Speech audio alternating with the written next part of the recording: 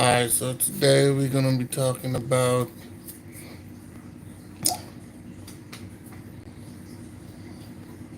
today we're gonna be talking about let's see something.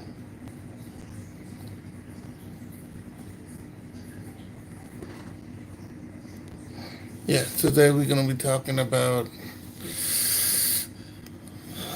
this is gonna be a topic subject, but I'm trying to keep it straight.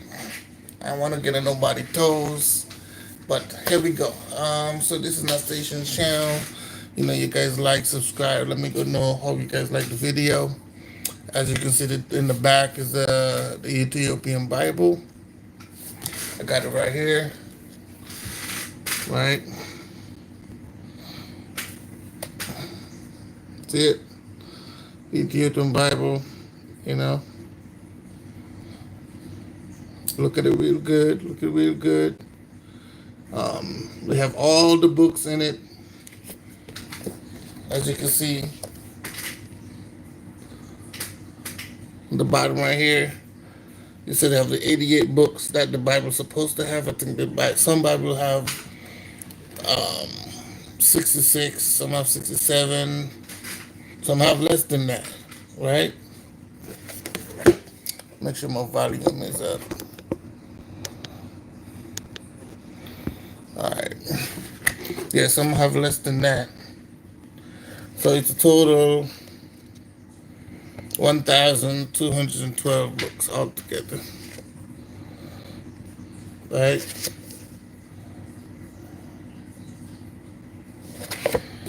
So,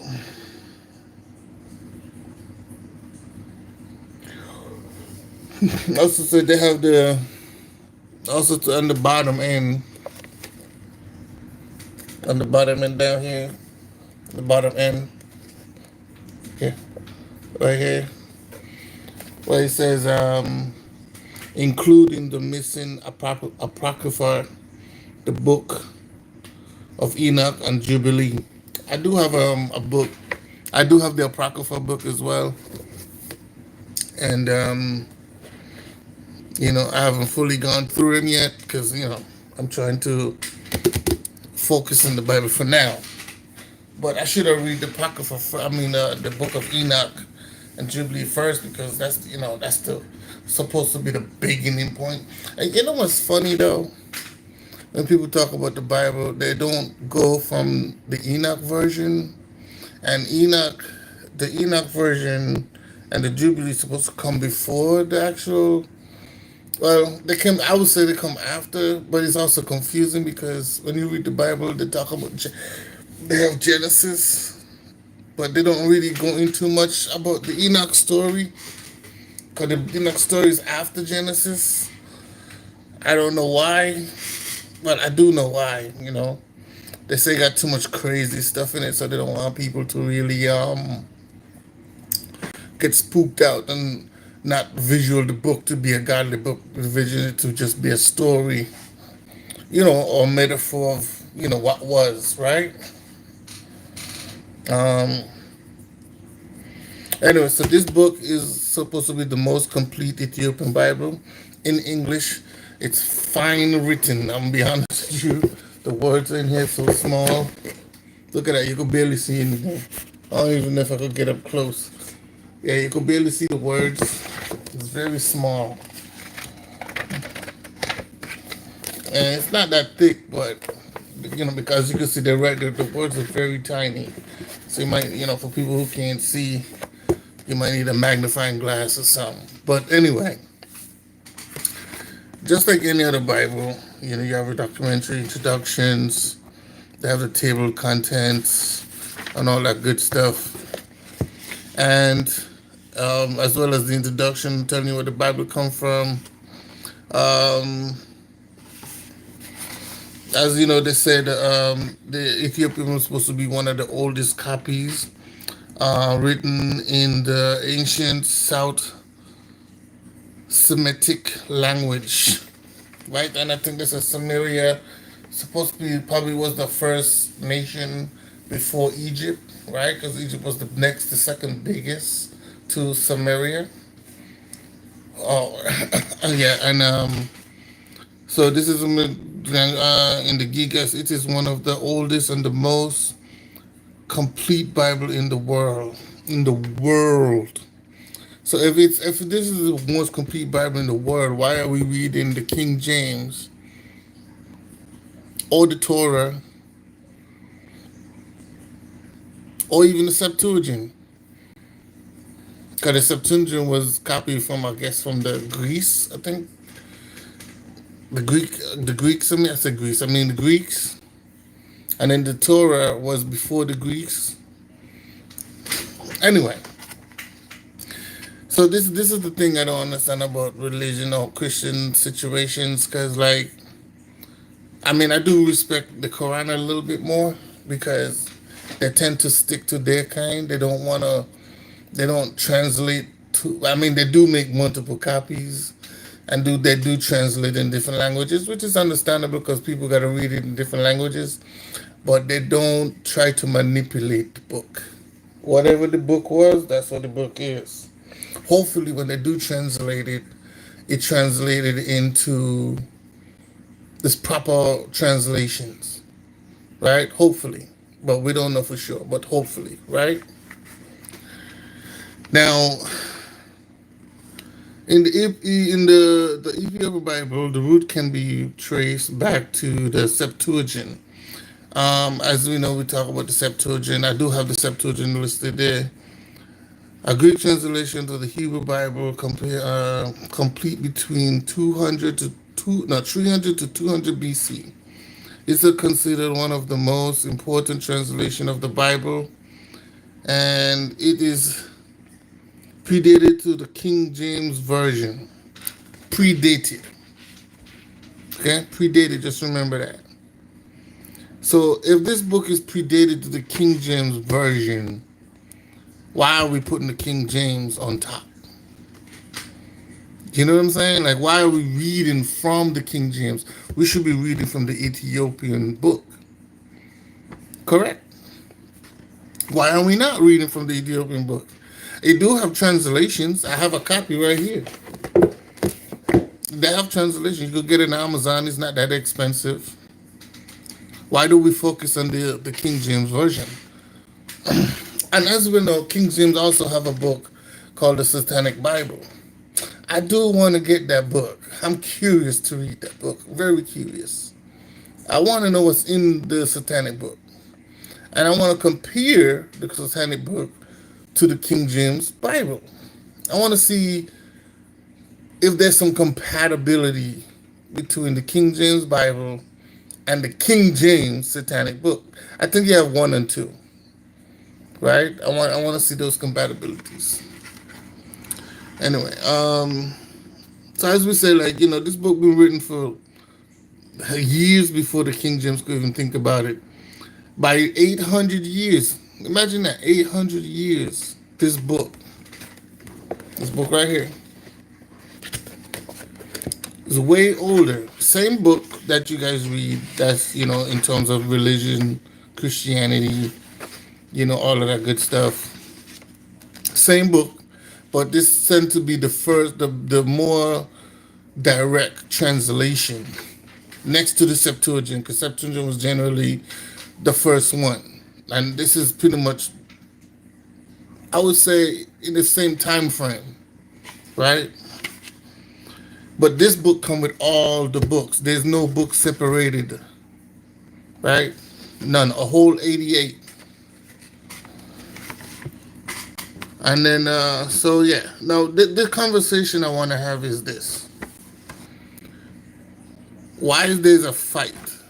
Why is there a war? Why there's a problem between the Bibles, right? It's almost like every book have its own,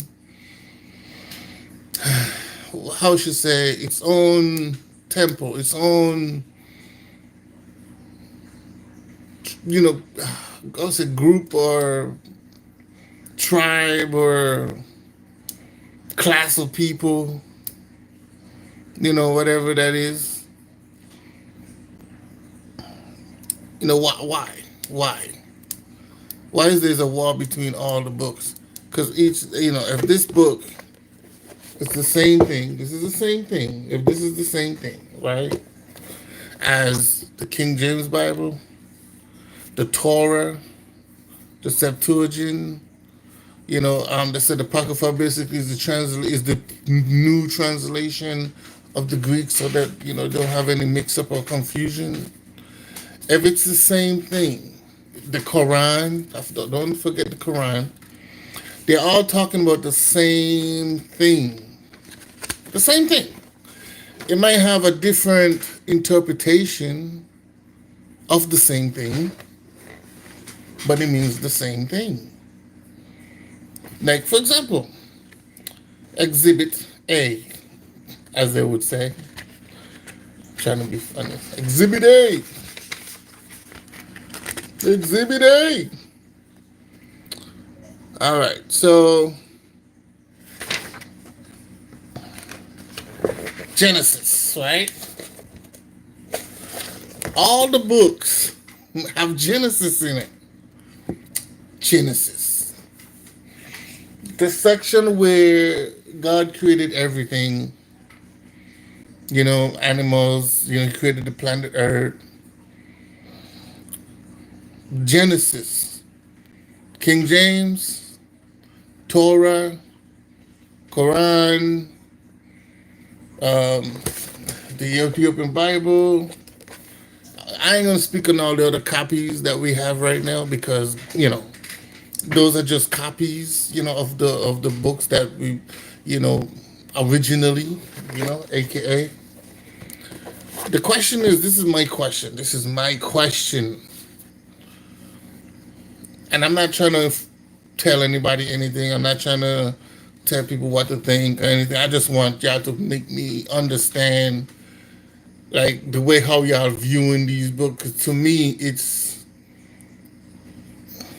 the book is inspirational. Don't get me wrong. It's very inspirational. All the stories in there is inspirational. A lot of it is not real, logical stuff, but it's inspirational real. And I do listen to my ancestors. I do think my ancestors had a good storyline. They did put in this book some of the things that we should be able to relate to and understand in the present day. Because without this book, it do pinpoint a lot of locations and places that people can visit, as physically today. It do talk about things that are intertwined with the earth itself, things that we practice in the natural world, right, as we experiencing it today. So it does bring forth some real logical stuff that's physically happening in the world, of things that we can relate to in the world. It also talks about things that have been repeated and things that we shouldn't do, or things that have done that don't physically work today, or to prevent it from happening today. So I have nothing against the book, right? I have nothing against the book in that perspective. I have nothing against anybody who want to act or feel however they want to feel, but sometimes we got to have conversations, because this book is not just based on a story, it's not just based on information, it's not just based on, just, how should I say, it transformed people's lives. Let me put it like that. It put them in another dimension, another world, right? And the world that I live in is based on logic, right? It's based on what tangible, physically here, things that we can physically break down. So when you talk about the Bible, the Quran, the Torah, the Ethiopian Bible, when you talk about all these different books, they all have the same story, different translations, different wording may say, but it always led to the same story. Like I said, the book have Genesis in it. When I read when I've read the first page of Genesis,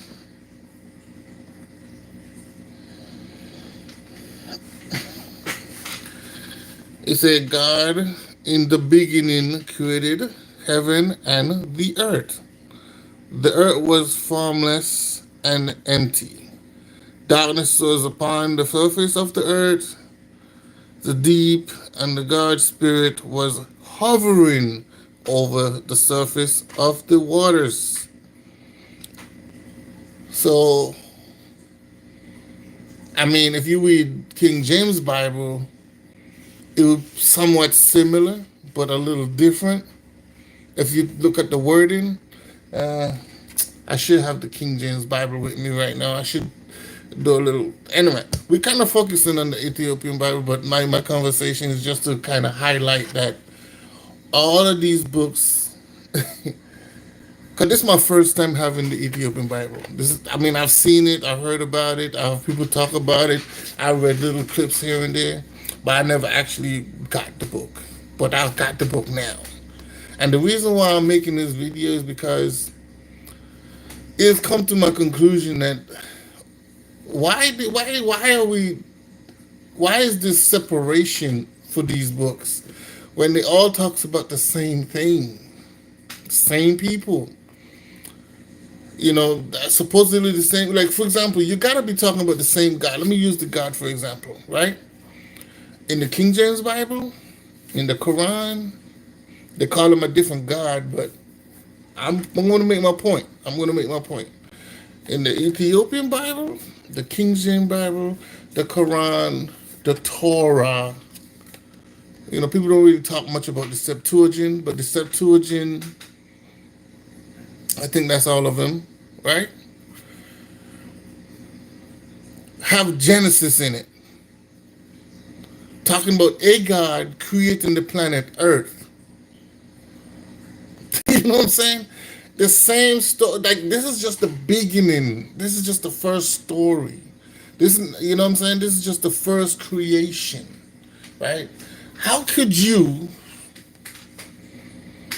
have a problem with each other when y'all have the same story, the same information, the same God? It might be worded differently, but it's the same God. It's the same story. Different names, different books, different authors. Well, not the creating authors, but the one who rewrote it, right? The one who copied it. I mean, I want you guys to really understand where I'm coming from. I'm not saying this just to say it, because I'm confused. I'm really confused. I'm really kind of like trying to understand, like that's like, right, me and my, this is me, I have a brother, right? And me and my brother have the same father, but my brother have a different story about his father versus me having a story about my father. We all live in the same house. We all experience the same thing. You know what I'm saying? That's like saying we both came from the same father. We live in the same house. We experience the same thing. We see him the same way. We eat at the same table. But yet he's going to say, I don't, we're going to have different, we're going to be at odds because I guess he might say, I might say, my father is like strong and motivatable and inspirational and stuff. And he might say, well, he might be strong and motivational and inspirational, but he picks on me. Okay, fine. But but even if he might pick on you a little bit more, does he still change the fact that he's your father? You know what I'm saying? So is God in the position to say, he's the creator of all things. Remember, the book starts the same way. He's the creator of all things. But everybody who reads the book, or people who reads all these different book chapters, like I said, the Torah, the Ethiopian Bible, the King James, right? The Quran, right? These main four books, right? Do I have any other books out there that I haven't called? These, let me see. Ethiopia, King James, the Torah. So you have Ethiopian, which is Ceramic Orthodox. Then you have the King James, which people pretty much go for. Then you have the Quran, and then you have the Jews, which is the Torah. Yeah, I think that's it. Yeah, I don't know. I think those are the four main books, or four main different Christianities that's like at odds with each other. And then they have levels, they have levels underneath every book, different dominations or whatever the word that they use to break them apart, or sections, right? But I think those are the four books, right? But like I was saying, like, all start the same way with Genesis. And I ain't even went deep into the book yet. I ain't even going farther than that yet, right? But all of these books have the same story. And I'm sticking at Genesis because I want to know why y'all are beefing. If y'all could tell me what is the pushback, or who have the better God, when the same God, remember the story came from the scrolls, right? That's the only way. We will never know about the story until we found the scrolls. You might have been word of mouth. You might have some word of mouth, or maybe somebody might have talked about it, or whatever the case is. But it wouldn't have no proof unless there was there was some kind of paper showing that this book was real, or this type of religious was real. There wouldn't be no proof of it if the Dead Sea Scrolls wasn't found. It would just be word of mouth, right? And as we can see, word of mouth don't really have that much weight. It's important, it's necessary, but it doesn't hold that much weight. But if it wasn't for the Dead Sea Scrolls, we wouldn't have any kind of Bible today. Any kind of, it might be some kind of religious, I guess, but it wouldn't be played out the way it is today, right? Even for the Quran, when they say Muhammad came upon, he wrote the Bible, or whatever the case is, he wrote the same story. Like how? Like what are the odds of him writing the same story about Abraham, about Noah and all these people? Where did he get the story from? Like he have to have read it from somewhere. You can't come up and say you heard you got it. You fell too deep into a sleep. You fell deep into a sleep, and you just learn to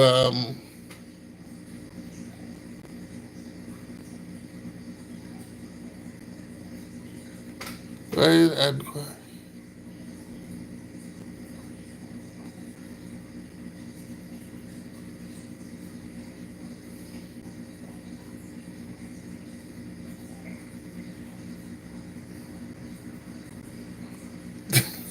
What the hell is that? It says, this is the Prince of Masses. Come on, man.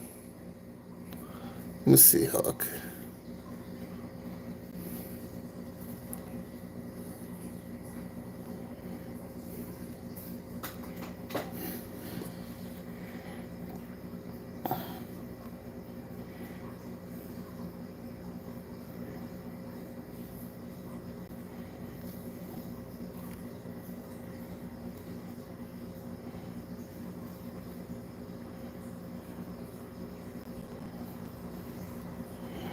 All right, Lucifer 666. Yeah, hello, hello. Saf. I don't know how to pronounce your name, but Fila. It's probably have like a Middle Eastern name. But anyway, this whole Lucifer guy, man, I ain't even paying attention to you, man. I think some people that just think that they're the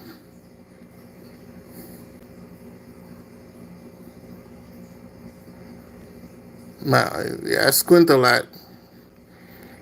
Kelly Smith. Yeah, I squint my eyes a lot. But it's okay though. But I hope you guys understand where I'm coming from. Nobody can respond to, well, I don't say nobody, but I would like some, especially Mr. Lucifer guy right here talking about the Empire of Lucifer, Prince of Masters of the rebellious spirit. I draw you to leave this the world. Maybe come speak with me. Man, ain't nothing you're gonna tell me though. I'll be honest, because what I'm talking about, you don't have the answers. You know what I'm saying? You're just gonna give me some hocus pocus about this. You're gonna try to tell me something about it, and it just ain't gonna make no sense. Because what I'm talking about is, how can we have differences between the books or different personalities in the book when the word says what it says? It's almost like you guys see the words and then translate your own whatever y'all want it to be. And I'm just talking in the beginning. I ain't even went nowhere. I'm starting from. Let me go back to the book, because I think you guys don't understand what I'm saying. This is the Ethiopian book, okay? Ethiopian, okay? Next time I'm gonna second part to this, because I want to have all the books in front of me, because I want to have the Quran, the Torah, the King James, the first edition too, and the 16, 15, 16, 14, somewhere around there. And I'm gonna have the Ethiopian book, and I'm gonna read the first chapter of Genesis of the book. Now, all these books been written at different times, different periods. Sometimes the people don't have nothing to do with the story. They don't even know how they get the story. But hey, the story is there, right? So we're not gonna go into that though, because that's here they say, no, it just don't make sense. So, but we're not gonna go into that. But the point, this is my conversation. The first chapter of Genesis speak about, um, it says in the beginning, that's a quote, God created heaven and the earth. That's a quote. The earth was formless and empty. In some other ways, they say it was a void and all these different things, but darkness was upon the surface of the deep, and God's spirit was hovering over the surface of the waters. Now that's a tricky part right there, because it's like saying there was water there before God did anything. Like, I mean, come on, what water are you talking about, right? Now, if I go into that's just the first chapter, verse 1. Okay. No, wait. Yeah, first chapter, verse 2. Right, well, 1 and 2. Verse 1 and 2. Right? The question is this, and I'm going to ask again. The question is this. That's just the first chapter, verse 1 and 2. In the King James, there's a verse 1 and 2. In the Torah, there's a verse 1 and 2. No, I think the Torah is a little bit more direct. In the Septuagint, it's the same thing. And then when you go to the Quran,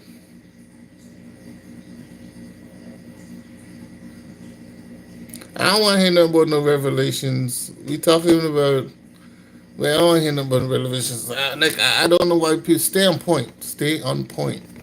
The conversations, the comparisons to all the Bibles. That's the conversation. The conversation is, why does the Torah, the King James, the Ethiopian Bible, which is, pretty much one of the oldest book you can think, which is way older than the King James and the Quran, and it's also older than the Torah, right? And then you have the Septuagint and the Ethiopian Bible. The Septuagint and the Ethiopian Bible is almost simultaneous, but I think the Septuagint come before the Ethiopian Bible. If anything, it's one of the two, but I don't remember exactly, but one of the two. So Matthew, we're not talking about Revelations. We don't want to know about Revelations, okay? We're talking about the comparisons of the books, but yet in every book, in all of these books, you guys beefing. You guys are beefing. Why? When you read in the same book, there's a different God for each book, but the book says it is the same God. The book doesn't say Ethiopian had their own God. The Torah didn't say it have its own God. It didn't give a name for a different God. It said God, right? And it gave the same outline story, but a different. It might have different interpretation, but it's the same direct of the story. God came to darkness of the world or whatever, and He created the earth. He looked over the world. He saw darkness, and then He see the waters and all that good stuff. It's the same thing. The Quran says it a little differently. It goes into the atoms and all the crazy stuff. To me, the Quran is almost like into science a little bit. I don't. It's a little difficult to say because the Quran speaks about atoms and all that good stuff, but yet it still talks about God creating the planet Earth, right? But it just goes into a little bit more details. That's the only difference, right? You still have the same characters, Adam and Eve, right? Talk about God made all the animals and stuff on certain days, sometimes. The Quran go into a little more details, but it talks about the same thing. You understand, Matthew? Am I wrong? Right? The King James, the Torah, and the Ethiopian Bible does the same thing. So if you guys why can't y'all come together and say, why are we fighting over the same book? Why can't y'all do that? Why somebody have to be above somebody, or they have to? Okay, I know the problem. You guys are fighting to be the closest person to believe in the book. That's what it is. You guys want to be, I'm the first one. Y'all want to be number one. Somebody want to be number one. But it's the same story. All of these books, same story. Different gods, but the book doesn't say it's a different God. The book says the same God. But all of y'all have a different behavior towards the same story, different books, different countries, same God, same characters in the book, same breakdown, but yet you guys have a problem when somebody say, this God did this and the God did that. Why? Why does the Quran, the Torah, because the Quran and the Torah is a little different. The Torah is a little more direct. They kind of just go straight to it. The Quran go into details, the breakdown, the makeup, and the atoms and all these different things. The King James and the Septuagint, which is the Septuagint is a little older than the King James. It's way older than the King James. And then you got the King James, and then you have, the Septuagint, and then you have, well, I shouldn't even say the Septuagint, because the Septuagint is probably equal to the Ethiopian Bible, right? So the Ethiopian Bible and the King James is more identical. I mean, not identical, sorry. Is more,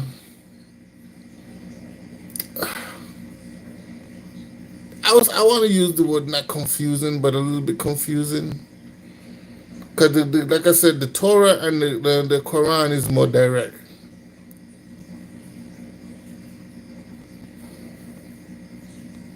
What about the gospel? I'm talking about the beginning. None of that stuff matters from the beginning. The gospel doesn't matter because I'm talking about when he created the planet Earth. I'm talking when he created all things. You see what I'm saying? So if the same God created all things, anything after that, y'all should be on the same page. Because you're talking about the same God. Why are you beefing over the same God? In different books. If it's supposed to be one book, shouldn't it be one book? You shouldn't have a Quran. You shouldn't have a Torah. You shouldn't have an Ethiopian Bible. You shouldn't have a Septuagint, right? You shouldn't have a King James. You should have just a book of God. That's it. That's it. A book of life, if you want to call it that. Or a Bible of life, or whatever you want to call it. It should just be one book. And that one book should be repeatedly, no matter what. Why people are changing the story when the story never told you to be changed? You know what's funny? Y'all are following a story about the characters in the story versus what the God laying out the story. Tell me how that makes sense. Isn't God the top G? Isn't he the big G? Ain't the big G supposed to control everything and make decision about everything? So if you the child, the children of God, and yes, the children are gonna get bad. They're gonna do bad things. They're gonna try. You know what I'm saying? They're gonna be curious, right? They're gonna be a little mischievous, right? Why are you following the mischievous one, the curious one, the one who decided he just want to do what they want to do, right? Why are you following the people who look like you versus the one who created it? If the one who created it is saying, you don't do this, you don't do that, you don't do this, you don't do that, you don't do this, you don't do that, why are you following human beings? Why? Why y'all following human beings? Because the human being didn't create the book. I mean, he didn't create the whole world. He didn't create us, right? The book didn't create us. Human being didn't create us. The God did. I'm trying to give you logic now, my friend. Here, Matthew, I'm giving you logic. If I'm going to end it here because my battery is about to die. But think about this, Matthew. If the God that created the planet Earth created everything on the planet Earth, why are we following the things that's on it versus the one that created it? Now we are beefing amongst each other for who is better or worse, because there's a man who wrote the Quran, you know. There's a man who wrote the Torah. It's a man who wrote all these books. And yes, that was all influenced by God, yes. But if that's, and don't let me give you the confusion part, because if that's the case, God deliberately wanted us to be beefing. But I don't want to go with that route. I'm not going to go with that route. I'm just going to say man choose to go the wrong way. That's what I'm going to say. Why, if you translate, let's say translation different tongue, right? Different tongues. Let's say it's different tongues. So you have different languages. Why didn't we get the same story in different languages? And when I say same story, we got the same story, but same word for word. Because the Torah and the Quran, because we have different languages in the Hebrew and all that stuff, so when they translate these words, it seems to be different. It seems to have a different meaning. When I say different meaning, I mean that the sentences have been drawn from the point to what the King James would say, or the Ethiopian Bible would say. Because the Quran have more details. It's almost like you're reading a science book when you read the Quran, if you understand it. And the Torah, it's a little more direct. It doesn't really, it's almost like the Bible, but it's just more like straight to the point. They don't really give you they don't really sugarcoat a lot of the breakdown. They just tell you what it is, and that's what you get. You gotta think about that. Think about that. I believe there's a God. I do believe there's a creator. There's somebody out there. But I don't know. But reading these books confuse the situation. That's my point. That's what I'm saying. It's hard to follow this kind of reading and say this is the God that we should follow. Or how we know it wasn't just some inspirational guy that took inspiration from people who was worshiping whatever, and he just chose to write this information just to kind of remember the Bible was governed back in the day, and he just wanted to govern people, so he come up with his way of doing what he's supposed to do. We don't know that. We don't have a clue. You know what I'm saying? But um, the next time I come on, I'm gonna go a little bit more depth into comparison because I want to read, chapter for chapter in different books. Because this, like I said, this is the Ethiopian Bible. The next time I come, the part two to this, right? I'm gonna bring a part two to this, and I want to break down the comparison between the Ethiopian Bible, the King James Bible, the Torah, and the Quran. Right? I want to break all those fours down, and then I got the Septuagint in there, but the Septuagint is pretty similar to um, the Ethiopian Bible because it's all come from the semi how you pronounce the word again? The semi uh, the Semitic, Sumerians. I can't pronounce the word right now. But until the next time, man, we're gonna talk about this another time, and we're gonna break them down. And you guys, let me know what you think, what you like. Hey, Matthew, man, I think I would like to give you a shot. I would like to have a conversation with you next one of these days, whenever you're ready.